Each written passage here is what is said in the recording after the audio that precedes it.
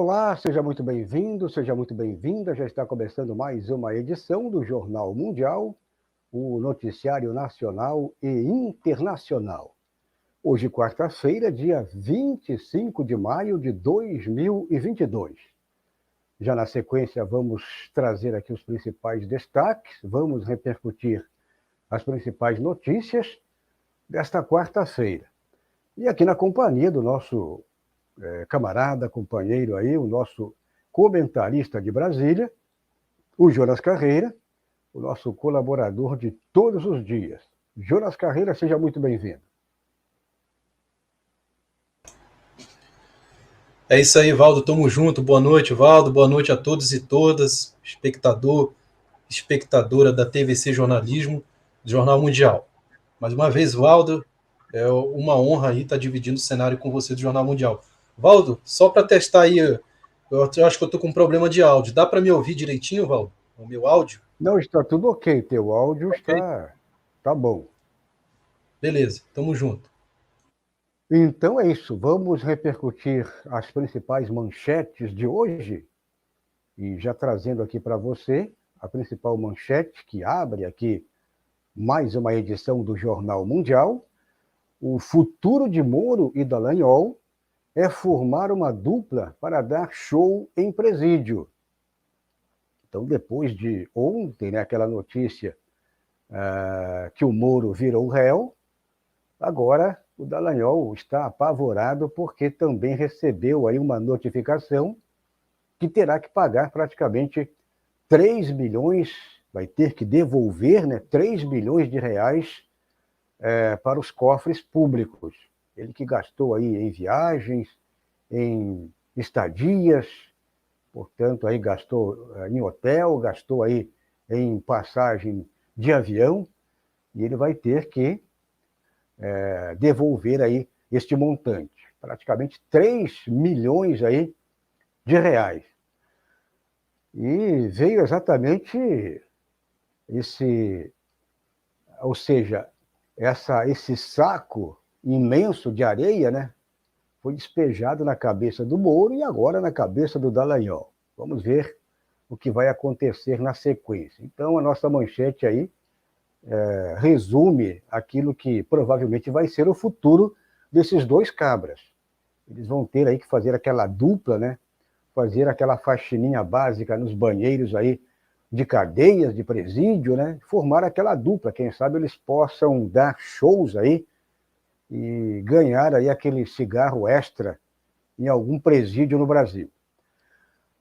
O outro destaque, só que internacional, já vamos falar bem desta notícia, uma notícia até bem interessante.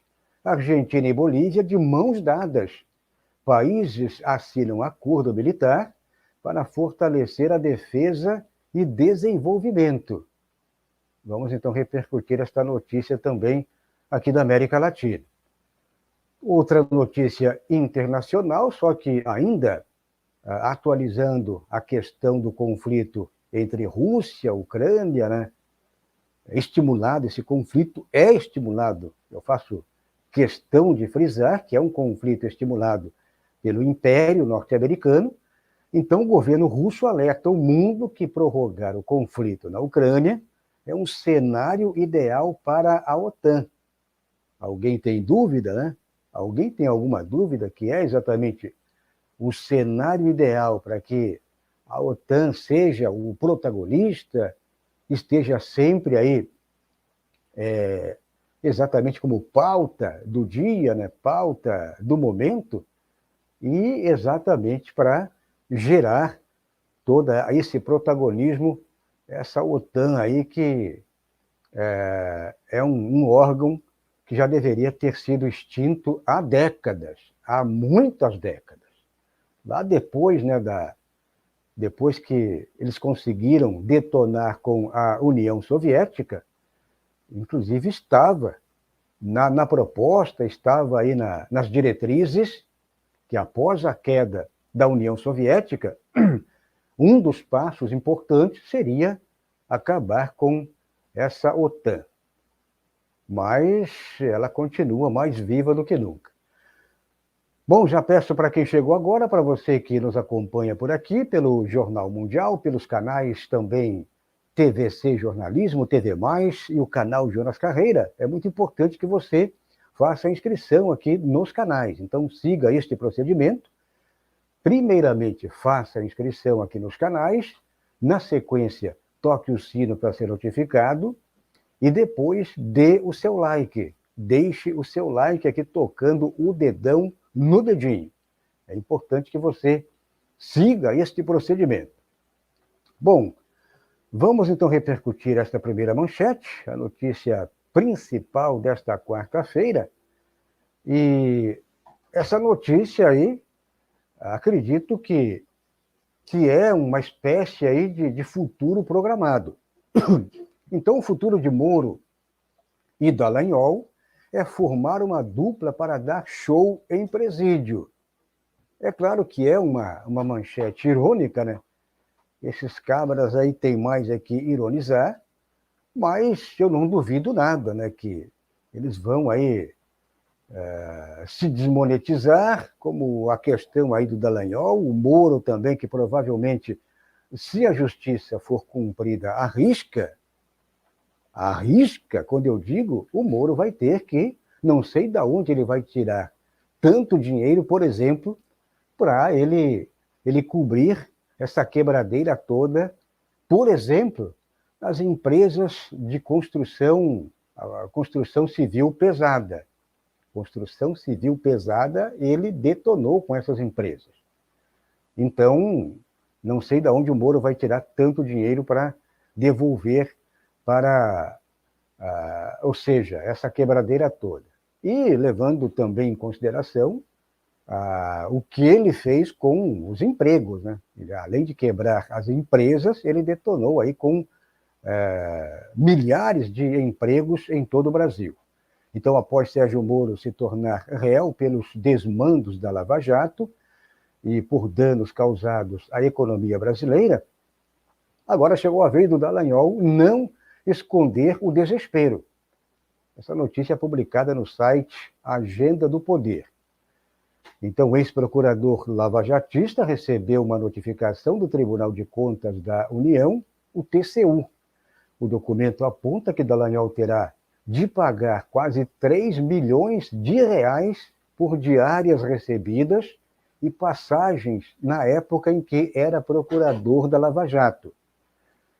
Então tem esse detalhe que o ministro Bruno Dantas, o ministro do TCU, ele é o relator do caso, ressaltou que houve gasto excessivo no pagamento de diárias e passagens pelos procuradores. Então foi aquele festival, né? Aquele festival de viagens, aquele festival aí de gastança do dinheiro público. Por isso, ele exige que os recursos sejam devolvidos, sendo exatamente, então, 2.780.000 reais é o que o Dallagnol vai ter que devolver. Praticamente 3 milhões de reais é o que o TCU pede de volta.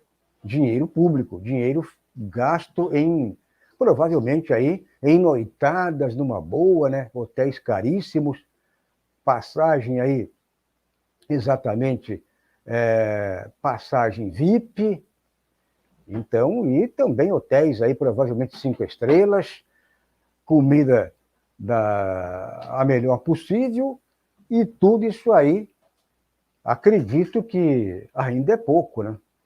Acredito que esse cabra, esse Dallagnol, acredito que por detrás aí dos panos, ele teve ainda deu uma despesa bem maior para o erário público. Mas é o que está oficialmente aí solicitando a devolução esse procurador do TCU.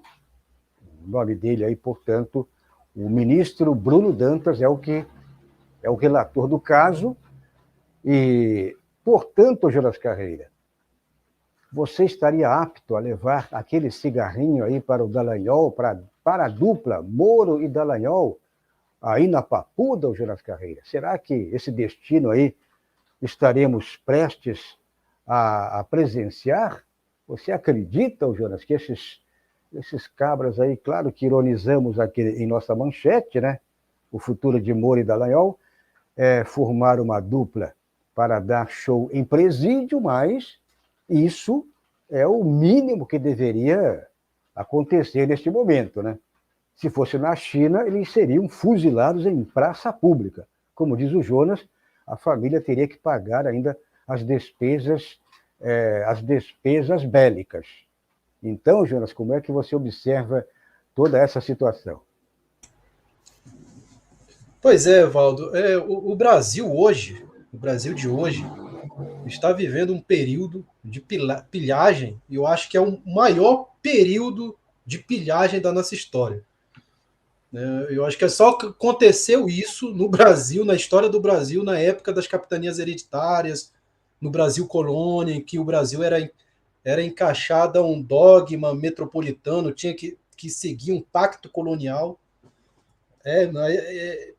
Assim, na Primeira República, eu acho que não aconteceu, eu acho não, como historiador, posso dizer que não aconteceu esse período de pilhagem como está acontecendo no Brasil. A gente teve, na Primeira República, tivemos um ministro da Economia que tentou desenvolver o Brasil, que foi Rui Barbosa, através do encilhamento. Depois, a queda da Primeira República, tivemos uma ascensão desenvolvimentista no Brasil com Getúlio Vargas.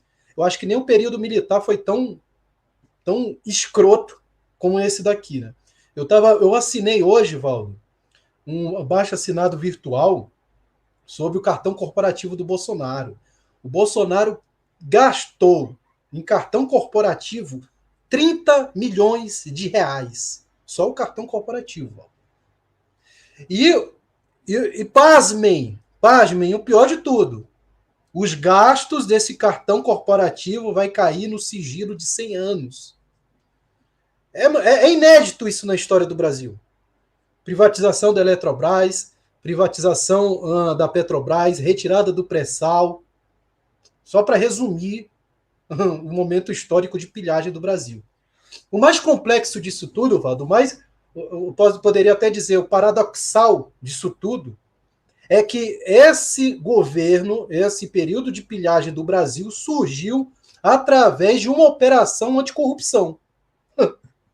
Né? Porque você vê o Dallagnol, a cara de pau do Dallagnol nas lives dele em rede social. Olha o que acontece com uma pessoa que luta contra a corrupção. Assim, tudo que você falou, Valdo, certíssimo. O cara gastou dinheiro, né, andou em hotel aí, 5 estrelas, né, para acabar com a corrupção. Dinheiro público. E isso se originou aí o que estamos vivendo aí, um período, eu estou dizendo como historiador, um período de pilhagem, eu acho que o maior da história do Brasil, tirando aí a época do Brasil colônia. Mas eu acho que, Valdo, o erro não é nem desses caras, o erro não é nem da Lava Jato, nem da Rede Globo, nem da política bolsonarista, o erro somos nós mesmos erramos. Nós. Eu, com uma visão socialista, progressista, tento me corrigir sempre, mas nós mesmos erramos quando a gente fura uma fila, né, quando a gente não deixa uma pessoa da terceira idade entrar na frente, né, quando a gente tenta roubar o trabalho de um mecânico numa mecânica, né, aquelas pequenas coisas do dia a dia. Nós estamos aí favorecendo o que está vivendo hoje. E o pior de tudo, né? O pior de tudo, a gente faz todas essas pequenas corrupções e temos um discurso de cidadão do bem. Né? Como o sertanejo Gustavo Lima. O meu Brasil não vai ter corrupção, não vai ter comunismo. Né? Eu não vivo da Lei Rouanet, mas recebe dinheiro das prefeituras para fazer o show.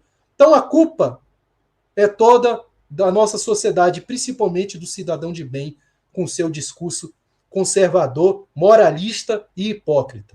Valdo. Você está acompanhando por aqui o Jornal Mundial, o noticiário nacional e internacional. A edição desta quarta-feira com o nosso comentarista, analista político de Brasília, o Jonas Carreiro. Já peço para quem está chegando agora, você que nos acompanha meramente, de maneira passiva, venha ser aquele agente, aquele militante ativo aqui em nosso chat. É importante que você interaja, que você deixe a sua mensagem, deixe a sua crítica, a sua opinião, e interaja por aqui. Faça como nossos companheiros, que já estão deixando aqui as suas mensagens. Por aqui já temos o Stefano Barbosa, e o Stefano, ele está aí zoando ainda com Aras, né? É isso? Ele diz aqui o seguinte: Araras perdeu o controle e quis agredir o colega. Que atitude patética do prevaricador-geral da República, né?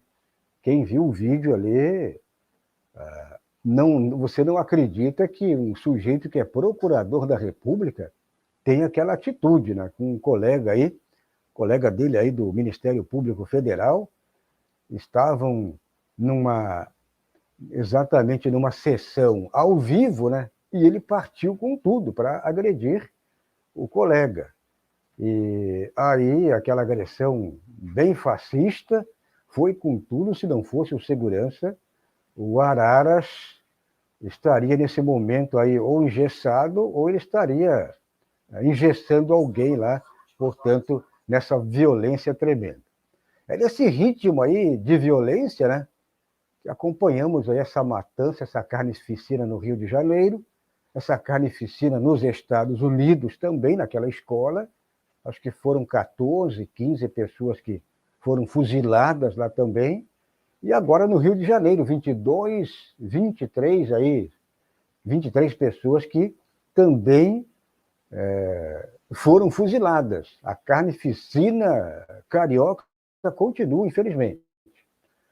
E aí o Aras também já vai nesse ritmo. É esse clima de violência que vai gerando esse bolo de neve e vai aumentando, infelizmente. Ainda o Stefano diz aqui: falta Bozo para fazer companhia com Moro e Dallagnol. Aí seria um trio, não é isso, o Stefano Barbosa? Seria um trio aí, quem sabe aquele trio aí para formar, exatamente, dar aquele show especial. O Bolsonaro poderia ser, né, com todo respeito aos palhaços, né, o Bolsonaro poderia ser aquele bufão, aquele palhaço aí, os bufões lá da Idade Média, para animar a corte. O Jonas Carreira sabe muito bem dessa história dos bufões, né? Ainda o Stefano Barbosa diz aqui o seguinte, né? A operação policial na Vila Cruzeiro teve intenção em favorecer a expansão da milícia. Exatamente.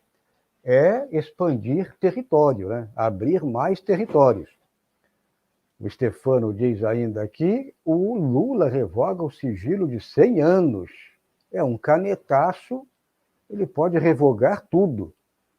Esse monte aí de documentos, né, que eles esconderam, né, de falcatruas, que colocaram no arquivo, num canetaço, o presidente da República, ele devolve aí para ser aberto em questão assim de minutos.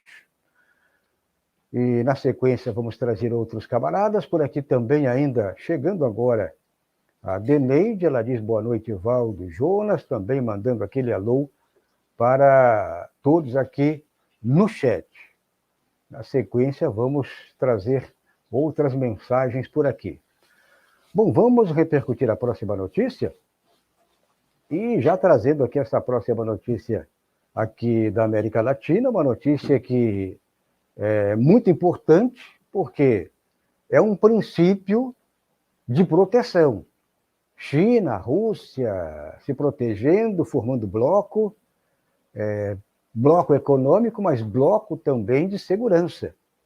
E agora vem esta notícia publicada agora, e trazendo, portanto, a atualização sobre a questão aí da Argentina e Bolívia de mãos dadas. Países assinam acordo militar para fortalecer defesa e desenvolvimento. Ministros da defesa de ambas as nações se encontraram para firmar laços militares. Na reunião, além do programa de acordo do descuido, ou de ser discutido, perdão, o governo argentino também agradeceu à administração boliviana por seu apoio na questão das Ilhas Malvinas. Essa matéria é publicada aí no site Sputnik. Então, esse detalhe aí é muito importante, porque La Paz e Buenos Aires assinaram um acordo de cooperação interinstitucional com o objetivo de consolidar a área de defesa, segurança e desenvolvimento de ambas as nações. Então, formaram um bloco de proteção. Acredito que essa ideia é um pontapé inicial, é um princípio, mas fica essa ideia para que forme-se um grande bloco aqui na América Latina. Então, os países, aí, no caso, alinhados ideologicamente, países que defendem a democracia, têm que exatamente formar este bloco. Então, é muito importante fazer com que esse bloco cresça, né? Traga mais adeptos, portanto, é importante. O Jonas Carreira queria ouvir você também sobre essa situação. É isso aí, Valdo. Falando em Argentina, hoje, 25 de maio, está fazendo 21 anos em que Néstor Kirchner foi presidente pegou o poder, né, do Carlos Menem na Argentina. Então, assim, hoje faz 23 anos, em 25 de maio de 2003, Néstor Kirchner se tornou presidente da Argentina. E nesse período aí foi uma ascensão de governos aí progressistas, foi um período memorável na história da América Latina. É muito bom a gente lembrar desse período. Bom, Valdo, apesar de todas as críticas que a gente pode fazer, ainda mais quando se fala em kirchnerismo, né? Assim, a Kirchner, que é a vice do Alberto Fernandes, tem muitas críticas, que quem é fã da política da Kirchner, dos Kirchners, como eu sou, a gente tece um pouco de críticas ao Alberto Fernandes, mas nesses últimos tempos, o Alberto Fernandes tem tomado um posicionamento assim, que me agrada muito quando se fala no âmbito de integração na América Latina. E a aproximação da Argentina com o BRICS, né, a Argentina buscando o apoio da Venezuela, chamando o apoio também do Boris, ao mesmo tempo chamando o apoio de Cuba. Então, assim, o Alberto Fernandes ele tem me agradado muito com seu discurso e também atitudes. Não basta ter discurso se você não tem atitude, né? E esse movimento que ele faz com a Bolívia em ter um acordo militar já era um pensamento antigo do Hugo Chávez. O Hugo Chávez ele queria um exército bolivariano unificado na América Latina. Eu também concordo com isso. Aliás, eu concordo também com uma moeda única na América Latina. A minha integração, meu pensamento, minha ideologia de integração na América Latina é bem mais revolucionário, digamos assim. Então, o Alberto Fernandes, com esse movimento, com a Bolívia, de integrar, né, as Forças Armadas, dando esse primeiro passo a um pensamento que era do Hugo Chávez. E, infelizmente, a Dilma não aceitou, né? Muitos governantes progressistas não aceitaram na época. Alberto Fernandes já vai preparando um terreno para um possível debate numa ascensão do governo Lula, na ascensão do governo Petro na Colômbia, etc. Eu espero que quando o Lula, né, entrar no poder, ele tenha aquele mesmo discurso que ele teve em 2005, relembre o movimento que os governantes progressistas fizeram para retirar a ALCA da América Latina. O Lula ele me agrada muito também, né? Um dos discursos que ele tem é que ele se aproxima da integração da América Latina. Eu espero que nesse movimento de ascensão progressista, nesse segundo movimento aí, nessa segunda onda progressista da América Latina, a gente consiga ter uma integração social, econômica, militar dentro da América Latina. E o Alberto Fernandes dando esse passo é importantíssimo para a ascensão aí do presidente Lula e do Petro na Colômbia. Valdo. Diga-se de passagem, se o Petro ganhar domingo, isso vai ser um distúrbio aí do imperialismo norte-americano, mesmo o Petro não tendo um passo firme totalmente no socialismo na esquerda, mas mesmo assim vai ser uma queda grande dentro do imperialismo norte-americano, a derrota do uberismo na Colômbia. Valdo. A possibilidade do Petros, né, sair como o grande vencedor já no primeiro turno. Provavelmente aí a chance dele é muito grande com essa vitória do primeiro turno. É claro que essa direita, a extrema-direita, vai se articular.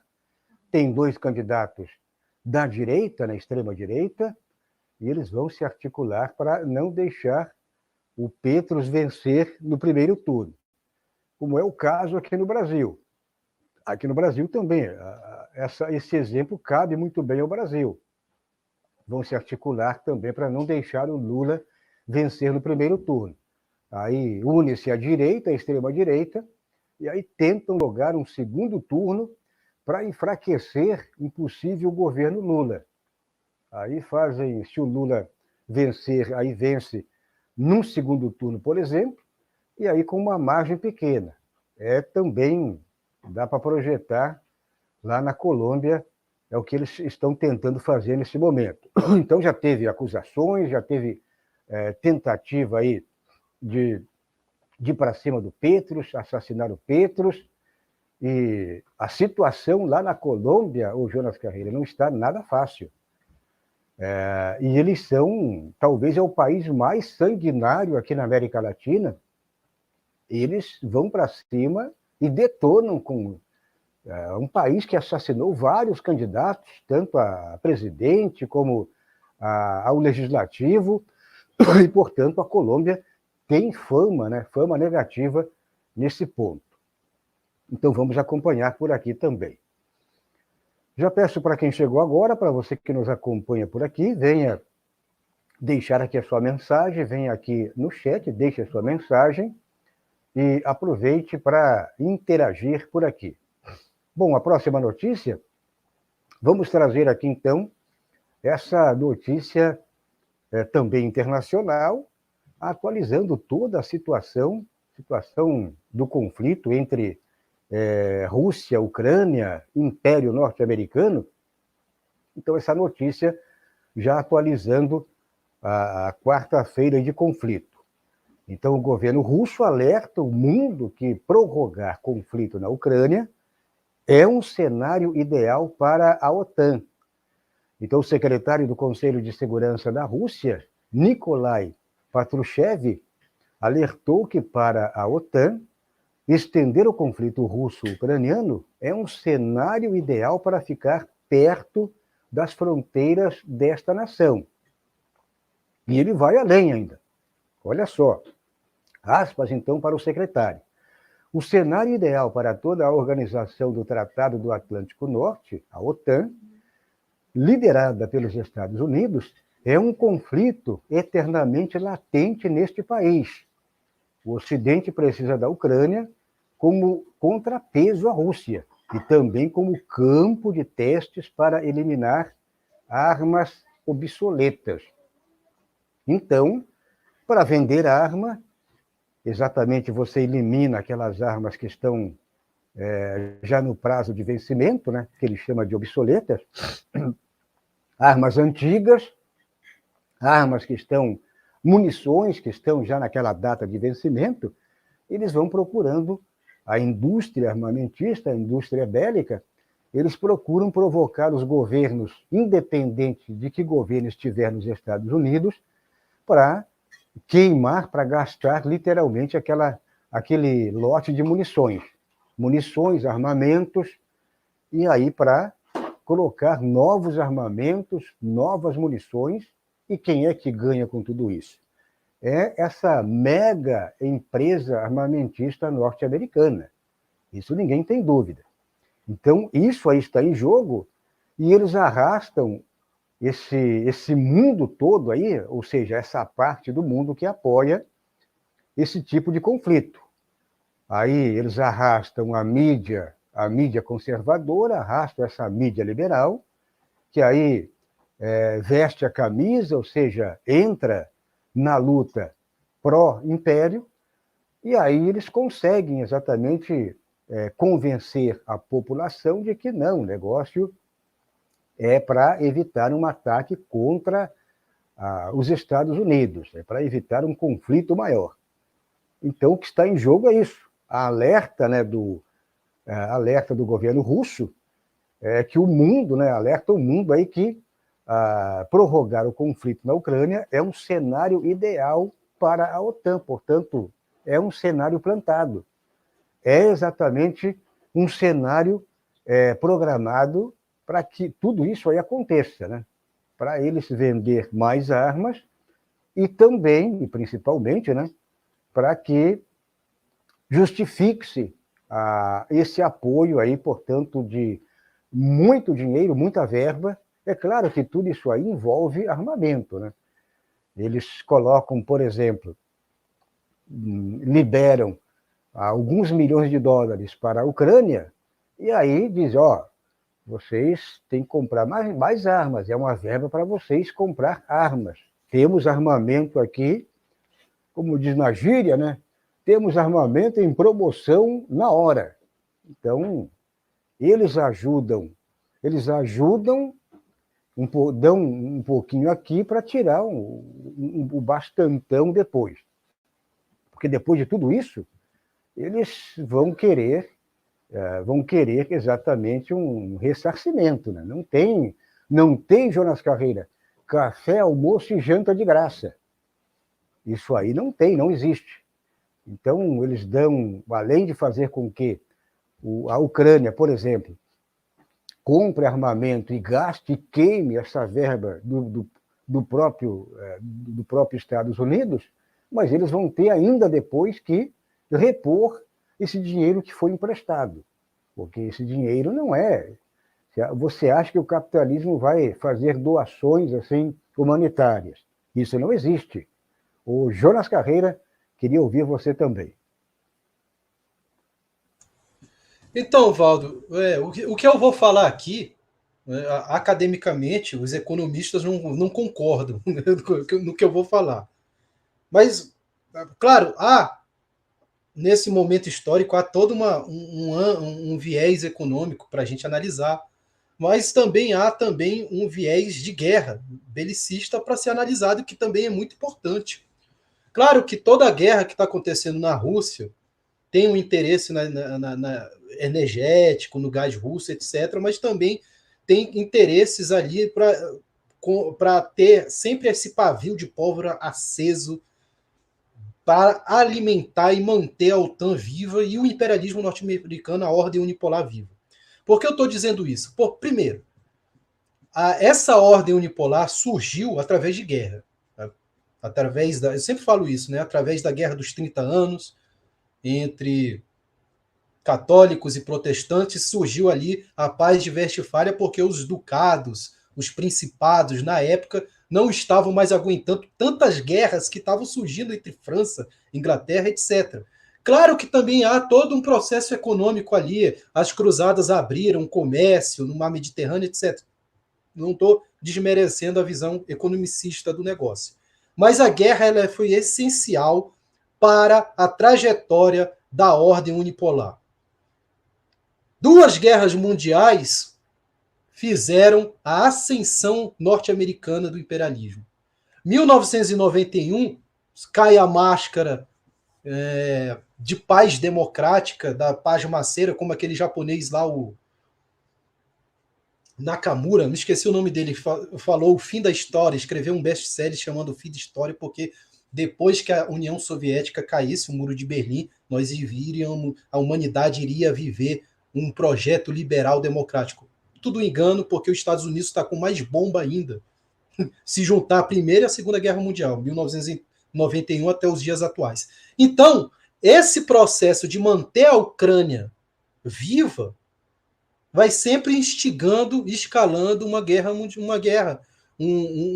tensão diplomática, geopolítica e belicista para manter a OTAN viva e o projeto democrata, dos democratas, da CIA, sempre vivo e, quem sabe, manter respirando o sistema unipolar e o imperialismo. Assim está acontecendo também, a gente noticiou ontem, com a China na possível independência de Taiwan. Então, é a ordem unipolar, o imperialismo, tentando sobreviver naquilo que deu origem à ordem unipolar, as guerras. Valdo. Você está acompanhando por aqui o Jornal Fukuyama, Mundial. muito bom lembrado aí pelo É o Stefano. noticiário Fukuyama. nacional e internacional, na companhia aqui do nosso camarada Jonas Carreira, que está em Brasília, o Jonas que colabora diariamente aqui com o Jornal Mundial. Já queria também mandar aquele alô, aquele abraço para você que está chegando agora aqui em nosso chat. Faça como o Stefano Barbosa, faça como outros camaradas e companheiros, deixe aqui a sua mensagem e aproveite, né? Exatamente o Stefano, ele está confirmando aqui o Fukuyama, né? Que é o japonês aí, o viajão, né? Aquele viajão aí conseguiu convencer Deus e o mundo, né? O fim da história. Eu lembro aí muito bem de toda essa situação, gente acreditando que chegamos ao fim da história. A história não tem fim, a não ser que imploda-se o universo. Aí, mas enquanto estiver vida neste planeta, pelo menos, teremos história sempre, né? Sempre teremos história. Se tiver um ser, teremos história, sim. Ainda por aqui, o Stefano Barbosa também, ele diz aqui a Colômbia, né, falando aqui da Colômbia, ficou manchada até pelo assassinato de um jogador na Copa de 1994. Né? Esse jogador mandaram exatamente fuzilar. Ele não cumpriu com aquilo que deveria cumprir, né? E eu lembro desse caso. Então é isso, meus camaradas. Queria pedir para você fazer a inscrição aqui em nossos canais. É muito importante neste finalzinho de live que você, neste final de JM, final de live, você faça a inscrição, siga este procedimento, né? Você faça a inscrição, toque o dedão aqui no dedinho, dê o seu like, portanto, toque o dedo aqui no positivo e também toque o sininho. Siga este procedimento aqui na TVC Jornalismo, TV+, e no canal Jonas Carreira. Então é isso, Jonas Carreira. Amanhã estaremos de volta com mais uma edição aqui do Jornal Mundial. E um abraço aí para todo mundo. Jonas Carreira, até amanhã. É isso aí, Valdo, até amanhã. Valdo, só fazer um comentário aqui rapidinho. O Stefano comentou aqui, Guerra dos 30 anos perdeu o caráter religioso na última fase, quando a França do cardeal Richelieu se aliou aos protestantes contra a Áustria católica. Muito bem lembrado aí, o Stefano sempre com uma lembrança boa da história. E diga-se de passagem, o cardeal Richelieu era católico, se aliou aí aos protestantes porque ele via que se aliando aos protestantes ia beneficiar mais aos interesses da França, né? O cardeal Richelieu era um diplomata de primeira e vale a pena, se você que gosta de relações internacionais, estudar aí a fase do cardeal Richelieu dentro da França. Valeu, Stefano, aí pela lembrança. Tamo junto. Até amanhã. Muito bem, Val. chegamos então ao final de mais uma edição aqui do Jornal Mundial, o noticiário nacional e internacional. Amanhã estaremos de volta, sempre a partir das 10 horas da noite, com Jonas Carreira, que fala de Brasília, o nosso comentarista, o analista político. Eu sou Valdo Santos, jornalista e editor aqui do JN. Um abraço e até amanhã.